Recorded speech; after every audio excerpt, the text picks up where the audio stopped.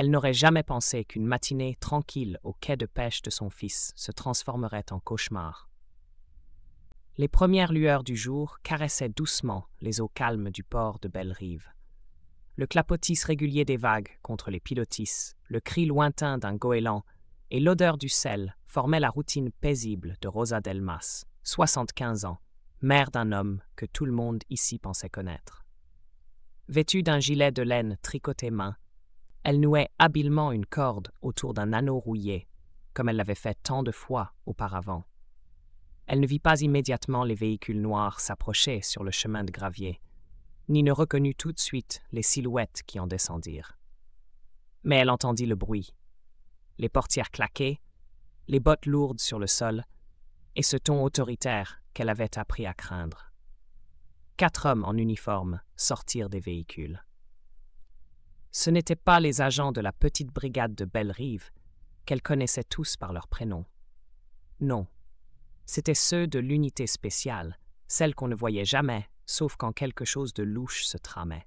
En tête, un certain capitaine Arnaud Vellier, un homme large, le visage marqué par une cicatrice qui lui barrait la joue gauche. Tout le monde avait entendu parler de lui. Des rumeurs dans les cafés sur ses méthodes, des regards qui se détournaient dès qu'on prononçait son nom.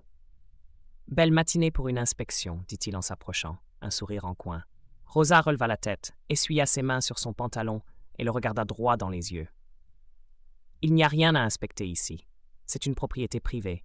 Vous n'avez aucune raison d'être là. »« Oh, mais si, justement, répondit Vellier. Une dénonciation anonyme. Quelqu'un aurait vu des activités suspectes sur ce quai. » Rosa serra la mâchoire. Elle savait que c'était faux. C'était une intimidation pure, une manœuvre qu'ils avaient déjà utilisée dans d'autres coins du département. Elle ne recula pas. « Vous mentez. Et vous le savez. » L'un des hommes ricana. Un autre s'approcha, menaçant. Dans le bureau du port, Loïc, un jeune employé de son fils, observait la scène à travers une fenêtre. En voyant les agents encercler Rosa, il attrapa son téléphone et composa le numéro de Théo. À une dizaine de minutes de là, Théo Delmas, son fils, conduisait un groupe de touristes sur le lac. Ancien militaire, il s'était reconverti dans la pêche en mer après 20 ans de service dans les forces spéciales. Il portait l'air tranquille d'un homme réconcilié avec lui-même. Mais quand il répondit au téléphone et entendit la voix affolée de Loïc, son regard changea. « Ils sont là, Théo. L'unité spéciale. Ils sont en train de l'entourer. » Il raccrocha sans répondre. Au client, il lança « On retourne au port. Maintenant. » Pendant ce temps, sur le quai, Vellier s'était rapproché dangereusement de Rosa. « Où est votre fils, Madame Delmas? Il devrait être ici, non? Ou est-ce que c'est vous qui gérez les affaires douteuses pendant qu'il amuse les touristes ?» Rosa ne répondit pas, mais elle sentait le cœur cogner dans sa poitrine. « Dernier avertissement, » lança-t-elle. « Partez. » Le sergent Masson, surnommé le Tank, fit craquer ses jointures et avança, un sourire carnassier aux lèvres. « Vous croyez que votre ton fait peur à quelqu'un ici? » Et c'est à ce moment que le bruit d'un moteur coupa la tension comme un couteau dans du verre.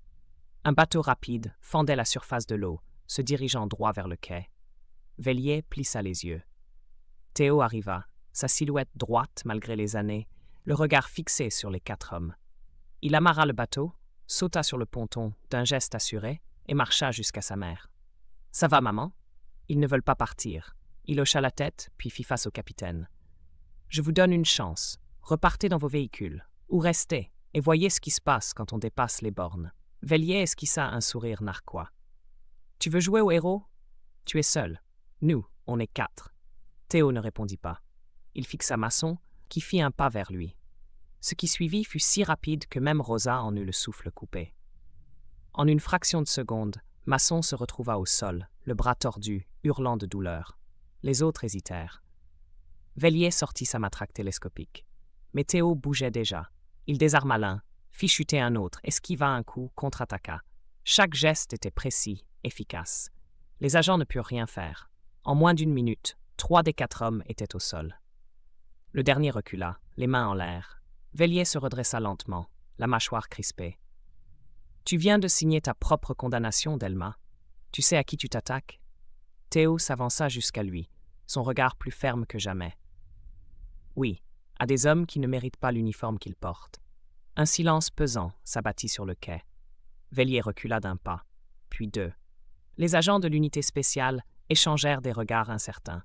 Ils n'avaient pas prévu de résistance, encore moins celle-là. Finalement, Vellier fit un signe sec de la main.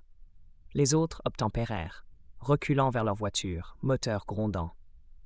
Quand les véhicules disparurent enfin au bout du chemin poussiéreux, Rosa sentit ses jambes flancher.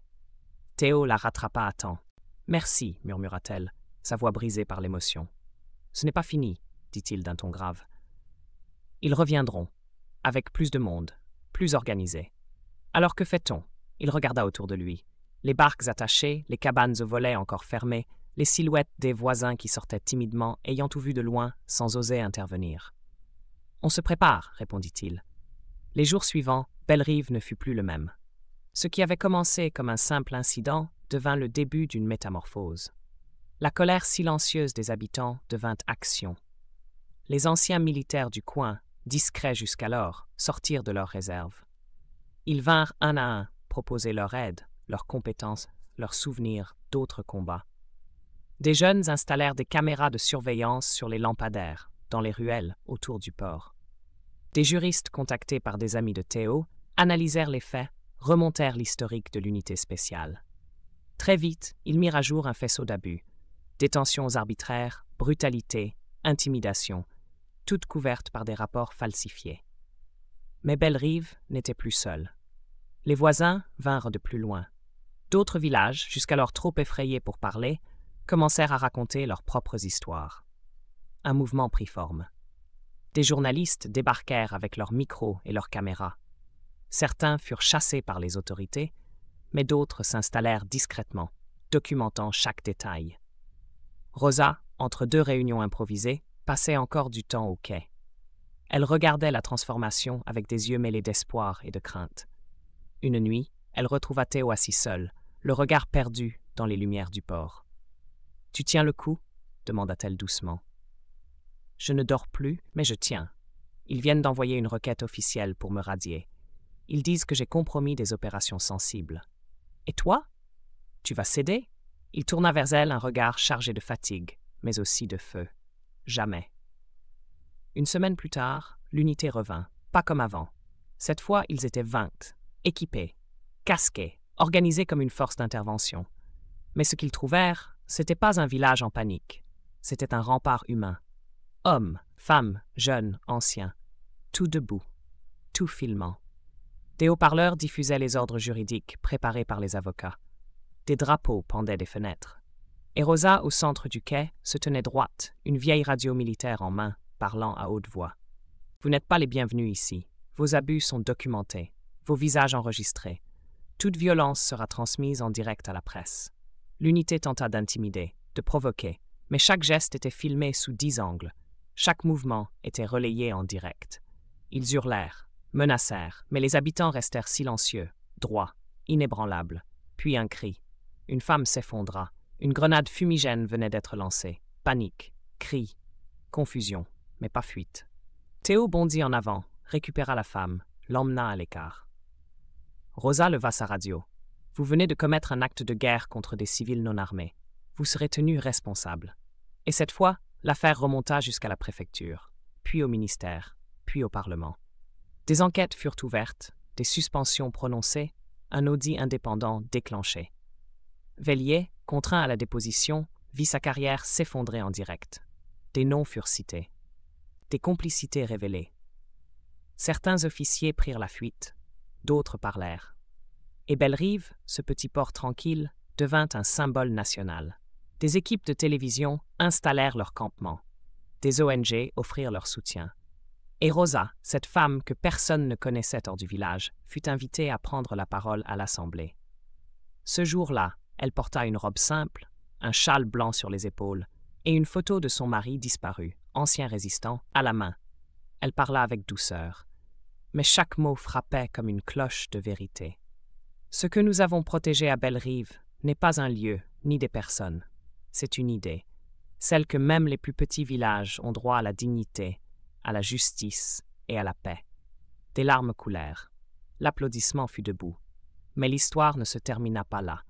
Un soir d'orage, alors que le vent soufflait fort sur la baie, une voiture noire sans plaque fut retrouvée incendiée à l'orée du bois. À l'intérieur, un corps calciné. Aucun document. Aucun indice. La rumeur enfla. Vellier, officiellement disparu, officieusement exécuté par ceux qui l'avaient trahi ou ceux qui l'avaient trop bien servi. Théo, inquiet, renforça les protections du village. Rosa, elle, veilla chaque nuit, une lampe allumée près de la fenêtre. « Tu crois qu'ils reviendront » demanda-t-elle un soir. « Ce genre de système ne meurt jamais vraiment, » répondit Théo. « Il recule, il ronge, il attend. Mais nous serons prêts. » Et au bord du quai, sous les étoiles, ils restèrent là. Un vieux village devenu forteresse. Un symbole devenu résistance. Car parfois, la dignité d'un lieu se mesure à ce qu'il refuse de laisser passer. Et Belle-Rive, désormais, ne laissait plus rien passer.